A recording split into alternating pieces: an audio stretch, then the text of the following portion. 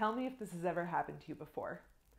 You're hired for a new position, you're super excited about it, you come in on your first day expecting everyone to welcome you with open arms, and most people do, but there's also that person in the room who just doesn't seem very excited to meet you. My name is Maya Dolgan, I'm the founder of Braver Me, and today we'll be talking about how to win over the skeptics.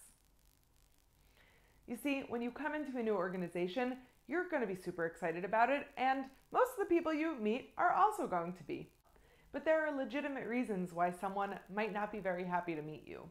That person may have applied for your position internally and was passed over for a promotion. That person might be feeling a bit panicky that the person who you replaced was their closest friend at work and they're feeling lonely without that person. It could be that you're brought in for some kind of a short-term project like coaching and they're told that they're going to be working with you and they feel like, I don't really need you, I'm fine on my own, and they're going to let you know from the first day who's boss. In any of those situations, there's something going on internally that doesn't have anything to do with you. So, how in the world do you get that person to soften and lighten up and be open to getting to know the wonderful you that you're bringing with you? So, here are 3 things that you can focus on. Number 1, be prepared.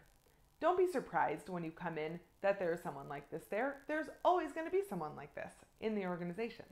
So whatever research you can do in advance by talking to the HR person or your supervisor, you can ask them outright, what are the pitfalls that I can expect coming in and what are the politics that I should be paying attention to so that I can make sure I succeed on the first day at work. Number 2, be a keen observer.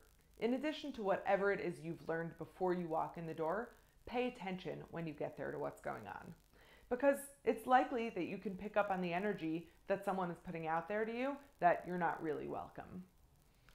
In that case, when you figure out who that person is, you can ask that person some questions about themselves, you can pay them some compliment that's an easy one that you can pick up quickly from the things that you see, or you can tell them that, if it's true and authentic, that you've heard great things about them from your colleagues, whatever it is that gives the immediate first impression that you are not a threat to them. And number 3, aim to be a 0. This is a lesson that I'm borrowing from one of my favorite books. It's called An Astronaut's Guide to Life on Earth by Chris Hadfield. What he talks about in the book is that you're most likely a +1 if you're being brought in to a new organization. You have value to bring. But if you walk in the room with the attitude that I'm a +1 and you guys are lucky to have me, you're immediately going to become a -1 in people's eyes. And you don't want to be a -1, even if you are the most capable human being in the world. If the people around you don't want to work with you, it doesn't really matter how qualified you are for the position. So, aiming to be a 0 means not apologizing for your credentials and not minimizing them in any kind of way, but finding the ways in which you can gently add in quiet ways to bring value to the organization with the attitude that you have something to learn in addition to what you're bringing.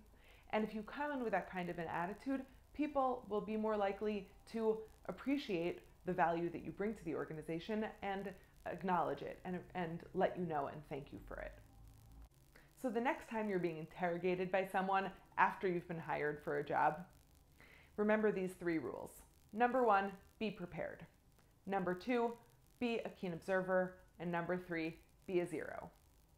If this message resonates with you, click below to share the video with friends who also are starting in new positions. And follow Braver Me on Facebook and on LinkedIn for more videos like this.